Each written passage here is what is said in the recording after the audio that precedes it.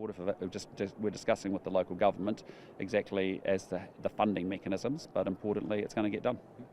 Heading to Wairoa tomorrow, what do you hope to get from that visit? Well, look, I've been to Wairoa before. Obviously, that's a really challenged community with respect to limited access in and out of Wairoa. It's been through an incredibly tough time over the last year and a half. And again, you've seen flooding of 180 homes in areas that weren't previously, hadn't flooded before. So for me, it's about making sure we're on the ground. I'm particularly focused on what we're doing immediately around the cleanup. We've got $1 billion set aside in our budget, in Budget 24, to deal with cyclone recovery and weather event recovery. We've got $7.5 billion sitting in our multi-year capital allowance as well. So we've had Mark Mitchell up there, I think, 3 times now over the course of the last week or so. We've had our MPs back in the region as well. I've spoken to Mayor Little. I'm looking forward to seeing it for myself on the ground and seeing what else we need to do. Is there more funding coming with your visit tomorrow? Well, I want to see what's happening on the ground, and again, that's not the issue. The issue is actually making sure we make the right decisions and we actually get things done and things start happening up there. Prime Minister, Health New Zealand is in a hiring freeze for non-frontline roles. How can you guarantee that won't affect frontline services? Well, what I'd say to you is there's been massive growth in frontline services and roles. I think in the last 6 months there's been a couple of thousand nurses that have been hired. I can't remember the exact number, but I know there's been a big step up in actually the nurse shortages that we've been encountering, and we've hired a lot more nurses.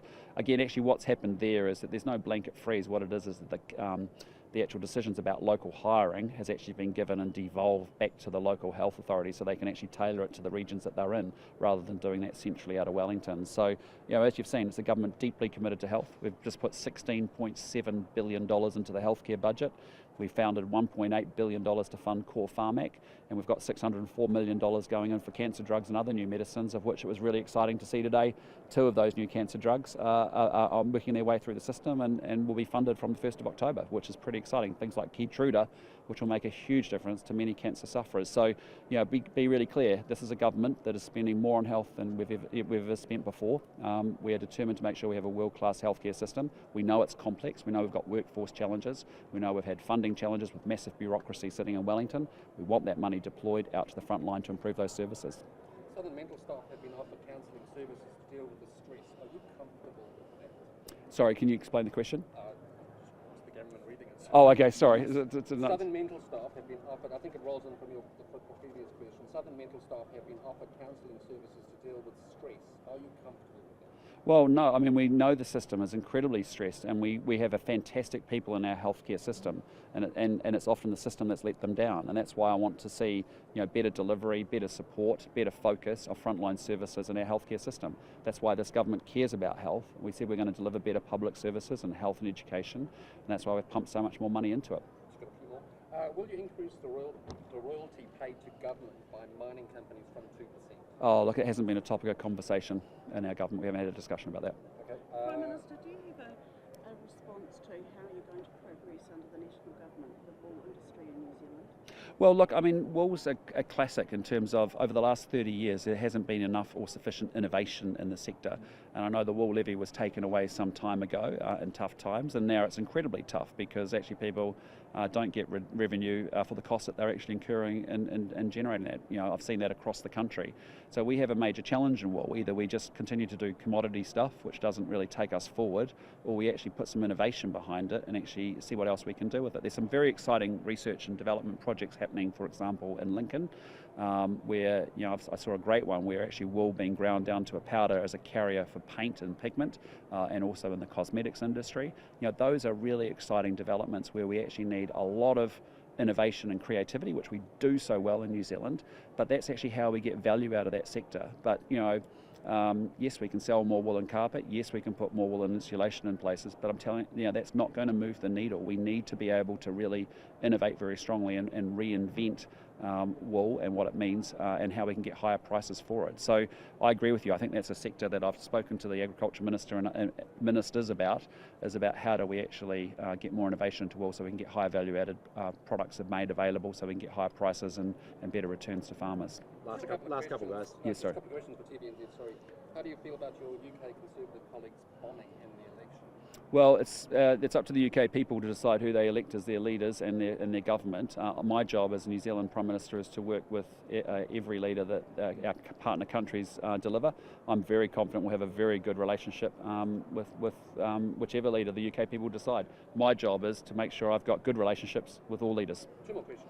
Is Auckland Street popular in your household? It's not at the moment because we don't have a lot of time to sit down and watch it, but it used to be, and you're not in Guatemala anymore, Dr. Apata.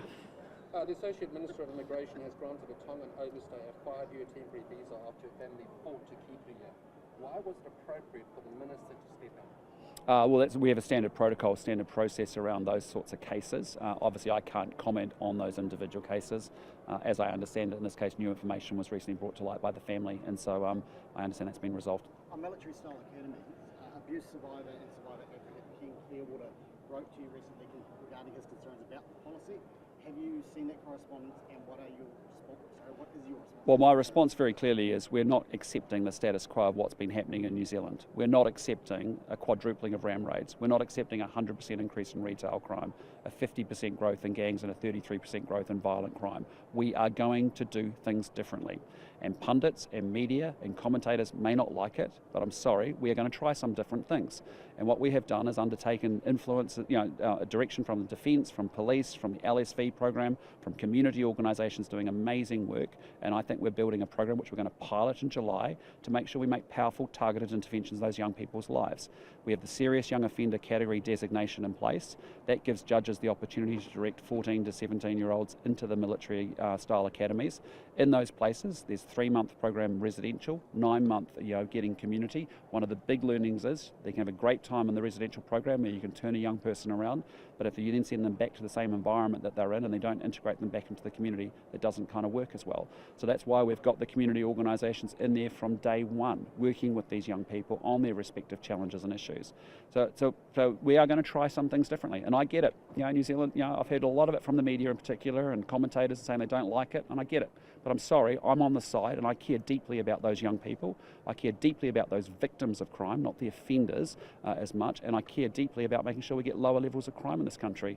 We have to restore law and order so people feel safe in their homes, their businesses and communities. And if we just walk by and say that's just how it is in New Zealand, I'm sorry, that's not what I came here to do. When you announced it in 2022, though, you said those boot camps will be run by the military. It's now going to be OT in charge. How can you... We've always said they're military-style academies. We've got influences with defence have given input into the design, police have given input into the design.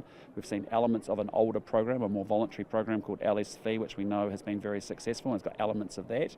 We've got amazing community organisations, which I've spent time with in the last 3 years, and others have as well, that actually are going to be there with those young people, working through their particular challenges and issues, including their siblings, including their whānau, as we work their way through them. We want them set up for success. We want those lives turned around because we know where they're going, and they ain't going to a good place. And so we're going to make a powerful, targeted intervention to give it a shot. And why on earth wouldn't we try something different given how abysmal the results have been? Thanks, guys. We've got to go. Yes, sorry. Last question. Another Shortland Street question? Can you get direction to Farmex announcement today? Well, isn't it fantastic, that a coalition government has spent more on health than any previous government, up $16.7 billion, fixed the funding cliff left by the last lot to the tune of $1.8 billion, didn't fund Farmex, and our government stepped forward and is spending another $604 million to give 54 new medicines that will benefit 175,000 New Zealanders. So it's a pretty exciting day, and when you see drugs like Keytruda being available very, very shortly, fully funded, available to New Zealanders who desperately need them, I'm really excited about it. And that's one of the great achievements, I think, and something I feel very, very proud about. And I think it's a fantastic thing and a great outcome being delivered by this coalition government to deliver better healthcare services to New Zealanders. Thanks, guys. Say that for News Hub today, last day. A message for all people? Yeah, look, I mean, I was on the show yesterday morning. I've always enjoyed the AM show, and I just want to say thanks to all the News Hubbers for all the work that they've done and for the contribution they've made to New Zealand over many, many years, and I wish them all the very best. Okay, thanks so much.